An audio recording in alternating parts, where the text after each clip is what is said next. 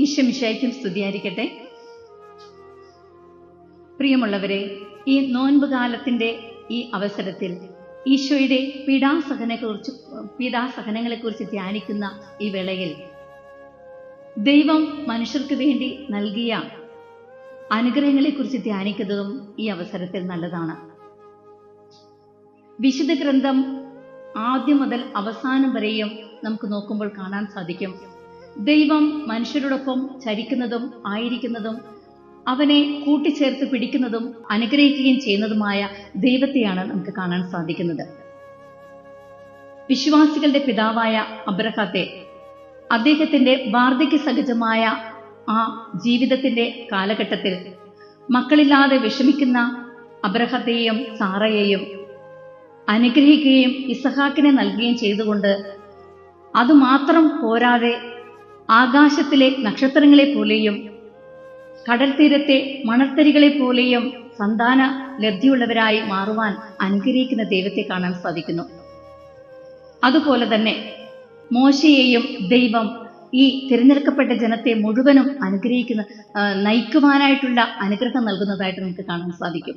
പിന്നെയും മുന്നോട്ട് നീങ്ങുമ്പോൾ പൂർവ്വ ജോസഫിനെ അനുഗ്രഹിക്കുന്ന ദൈവത്തെ നമുക്ക് കണ്ടെത്താനാവും.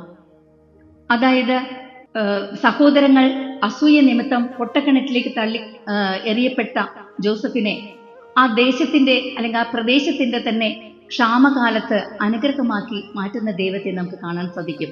പ്രിയമുള്ളവരെ, പുതിയ നിയമത്തിലേക്ക് കടന്നു വരുമ്പോഴും ലോകത്തിന്റെ രക്ഷയ്ക്ക് വേണ്ടി മനുഷ്യകുലത്തെ മുഴുവൻ രക്ഷിക്കുവാനായിട്ട് പരിശുദ്ധ അമ്മയെ തിരഞ്ഞെടുക്കുകയും സ്ത്രീകളിൽ അനുഗ്രഹിക്കതയെന്ന് പ്രഖ്യാപിക്കുകയും ചെയ്യുന്ന ദൈവത്തെ കാണാൻ സാധിക്കുന്നു.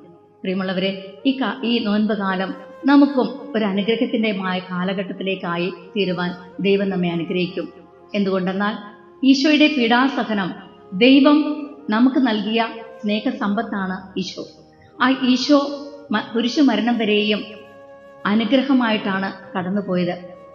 മരിക്കുന്ന ആ കുരിശു മരണത്തിന്റെ വേളയിൽ പോലും ഈശോ പറഞ്ഞു വെച്ചത് ഇപ്രകാരമാണ്: ഇവർ ചെയ്യുന്നത് എന്തെന്ന് ഇവരറിയുന്നില്ല, ഇവരോട് ക്ഷമിക്കണമേ എന്ന് പറഞ്ഞുകൊണ്ട് ആ ശത്രുക്കളെ പോലും സ്നേഹിക്കുകയും അനുഗ്രഹിക്കുകയും ചെയ്യുന്ന ദൈവത്തെ നമുക്ക് കാണാൻ സാധിക്കുന്നു. പ്രിയമുള്ളവരെ, ഈ പീഡാസഹനത്തിന്റെ വേളയിൽ നമ്മുടെ ഈശോ നമ്മെ ഓരോരുത്തരുടെയും നമ്മുടെ ജീവിതത്തെയും ജീവനെയും ഒക്കെ നേടിയെടുത്തത് ഈശോയുടെ വിലതീരാത്ത രക്തം കൊണ്ടാണ്. നമുക്കും ഈശോയുടെ ഒപ്പം ചേർന്നതുകൊണ്ട് നമ്മുടെ കുറവുകളെ നിറവാക്കി മാറ്റി എല്ലാവരെയും അനുഗ്രഹിച്ചുകൊണ്ട് ജീവിക്കാൻ നമുക്ക് സാധിക്കട്ടെ.